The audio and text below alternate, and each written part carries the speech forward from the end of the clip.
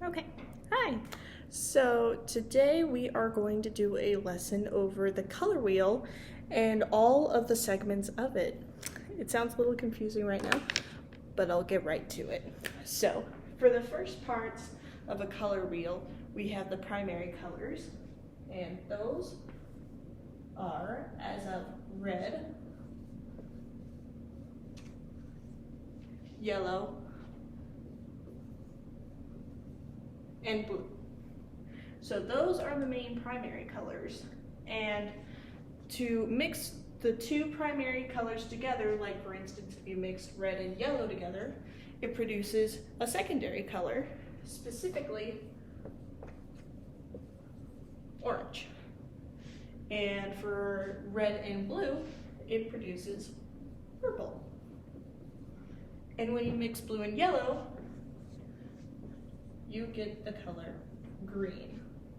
Now, usually people only know the primaries, which are these ones right here, and then the secondaries, which are right here. But there's actually a third step from this called tertiary colors. And so that's when you get a little bit of the primary color mixed in with the base secondary color. So if you mixed purple and blue together, you get a purple blue. And usually it's the most strongest, darkest color that are dominant. So for instance, it would be the purple that would be dominant, because blue, since it's a darker color, it will enrich that purple color. And if you mix purple and red together, you get a red purple. This is looking real funky right now, but I hope it's understandable. It will be, don't worry. And if you mix blue and green together, you get a blue-green. And then as this one, it's probably pretty obvious by now, you get a green-yellow,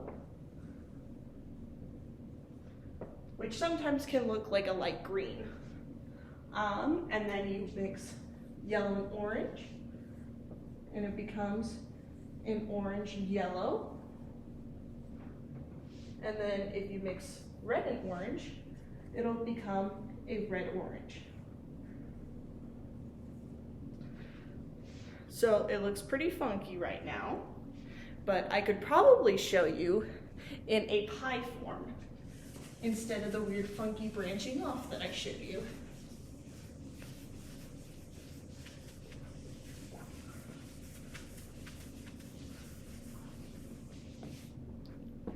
Okay, so we'll start with this circle, and then it'll branch off into 3. And then we'll do each step in different colors so it's a bit understandable. So we'll go ahead and do the primary colors in red. So we'll have red, yellow, and blue. Those are the main 3 sectors. And if we wanted to, we can make a ring around this circle to show how it branches off.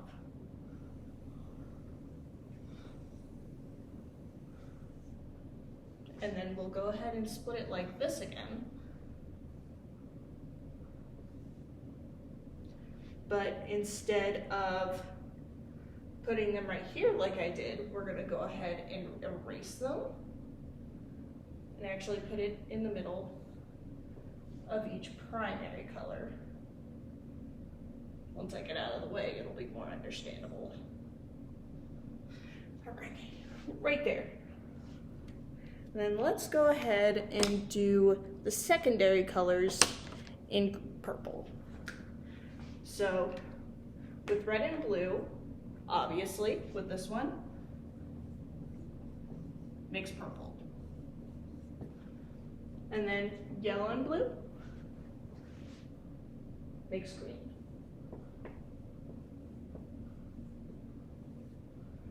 And then with red and yellow, makes orange.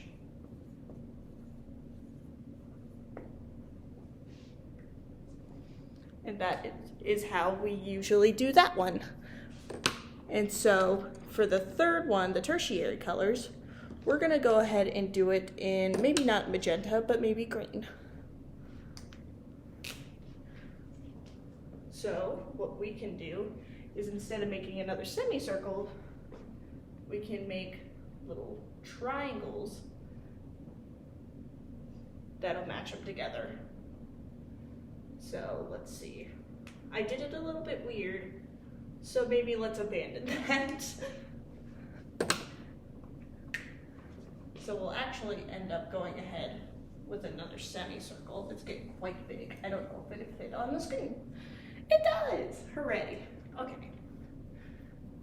So we can go ahead and possibly do it like this. I'm not good at splitting things up, but we will absolutely try. Okay, so with red and orange, we can go ahead and possibly do it right here. And it'll be, I planned on doing green, I'm sorry. Okay, it'll be,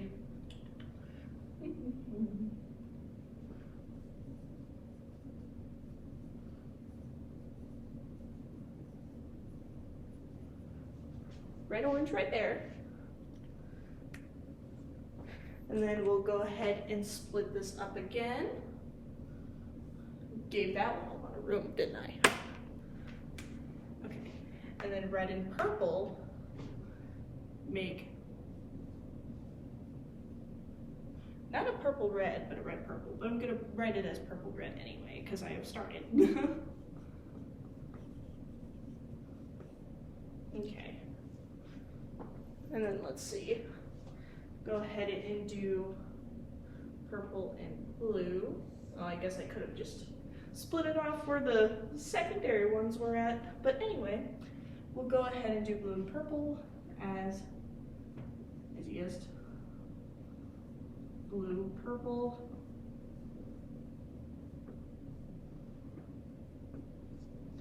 And let's see. Blue, green as, you guessed it, blue, green.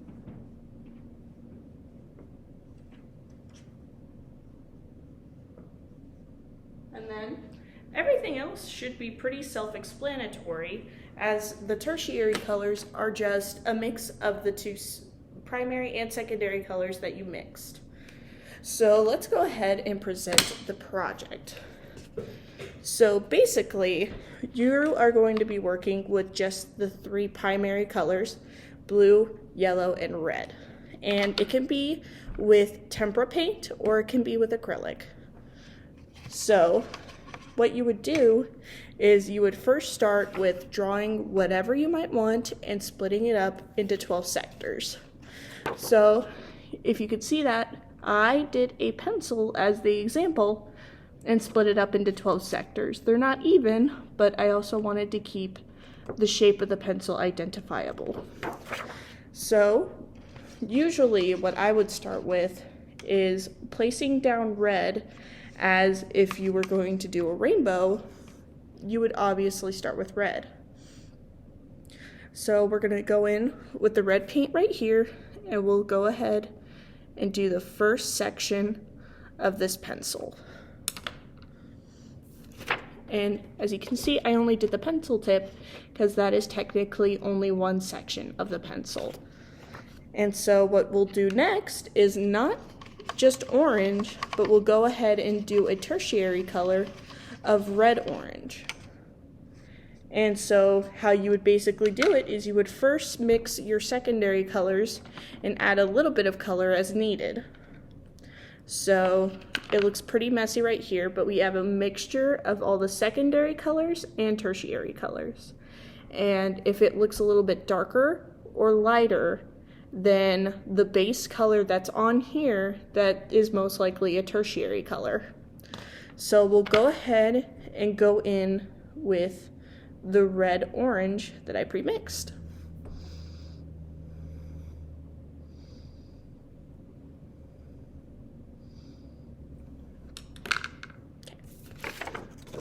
and we went ahead with this. And basically you would then go in with your orange because it would be the next color that is on the color wheel.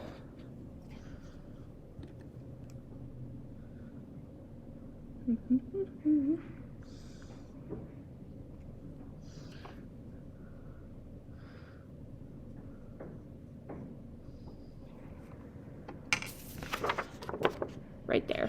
It probably doesn't look much different on the camera, but there should be a clear transition between different colors.